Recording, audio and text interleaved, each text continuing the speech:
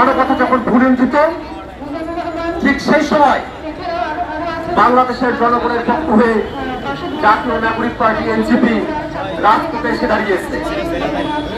আমরা খেয়াল করে দেখেছি, সম্প্রতি ভারতে যে ওয়াকফ সংশোধনী বিল পাস করা হয়েছে, সেই ওয়াকফ সংশোধনী বিল পাশের মধ্য দিয়ে ভারতের মুসলমানদের যে সম্পত্তি, ধর্মীয় এবং দাতব্য সম্পত্তিগুলোকে রাষ্ট্রীয়ভাবে মুসলমানদের হাত থেকে কেড়ে নিয়ে সেগুলোকে মুসলমানদের বঞ্চনার এবং নিপীড়নের ক্ষেত্রকে রাষ্ট্রীয়ভাবে প্রস্তুত করবার মেকানিজম তৈরি করেছে ভারত সরকার।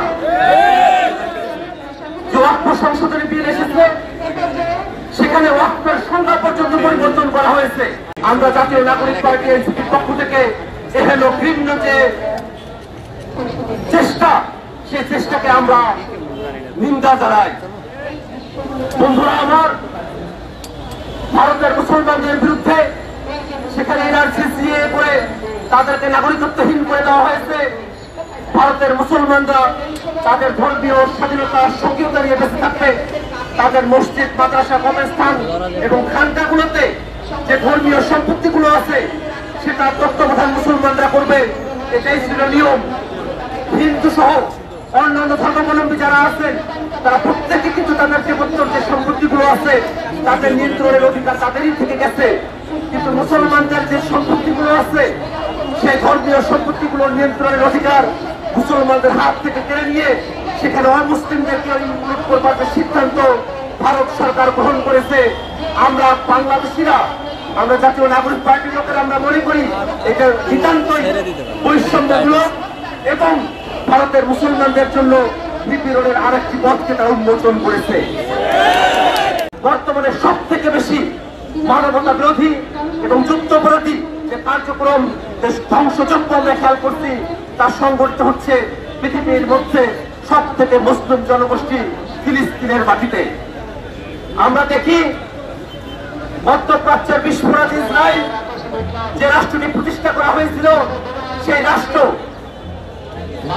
দ্বিতীয় বিশ্বযুদ্ধের পরে যেখানে বিশ্বের পরাশক্তিগুলো উপনিবেশবাদের বিরুদ্ধে একাত্তা হয়েছিলেন, উপনিবেশবাদের বিরোধী তারা সিদ্ধান্ত গ্রহণ করেছিলেন, সে জায়গায় ইসরায়েল এখনো পর্যন্ত উপনিবেশবাদী মানসিকতা লালন করে একটি জনগোষ্ঠীকে এথনিক ক্লিনজিং এর মধ্য দিয়ে নিশ্চিহ্ন করবার পায় তারা খুঁজে বেড়াচ্ছে।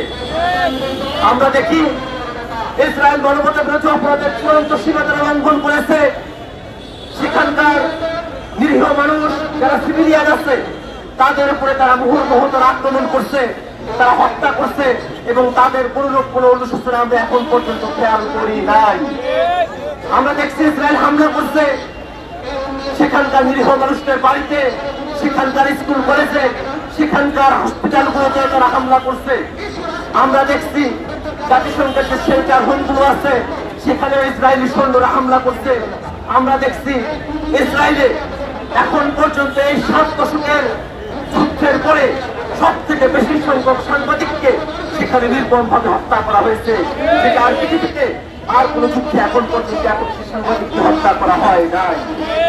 তারপরেও বিশ্বের গণতন্ত্রকামী যে শক্তিগুলো আছে, মানবতাবাদ পন্থী যে শক্তিগুলো আছে, তাদের পক্ষ থেকে বিশ্বের বিভিন্ন জায়গায় মানুষেরা ইসরায়েলের এই মানবতা বিরোধী অপরাধের বিরুদ্ধে তারা সোচ্চার হয়েছেন।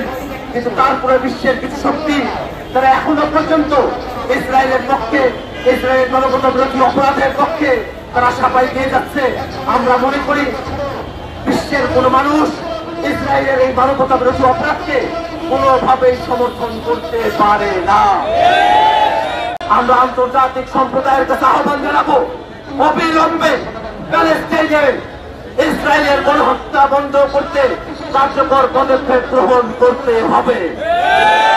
প্যালেস্টাইনের যুদ্ধাপরাধ প্রধানমন্ত্রী নেতানিয়াহু সহ যারা যুদ্ধ অপরাধের সঙ্গে যুক্ত হয়েছেন তাদের প্রত্যেককে আন্তর্জাতিক আইনে যুদ্ধ অপরাধের দায়ে বিচারের মুখোমুখি দাঁড় করাতে হবে। সেখানে যেন শান্তি চুক্তি বলবৎ থাকে, প্যালেস্টাইন রাষ্ট্রকে আন্তর্জাতিকভাবে মুক্ত স্বাধীন রাষ্ট্র হিসেবে স্বীকৃতি দেওয়া হয়, এই আহ্বান আমরা বিশ্বের প্রত্যেকটি দেশ এবং সম্প্রদায়ের কাছে রাখতে চাই। আমরা বিশ্বাস করি বিশ্বের প্রত্যেকটি গণতন্ত্রকামী শক্তি, মানবতাবাদী শক্তি প্রত্যেকেই প্যালেস্টাইনের যে স্বাধীনতার সংগ্রাম, সেই সংগ্রামের প্রতি তারা তাদের অত্যন্ত সমর্থন ব্যক্ত করবে।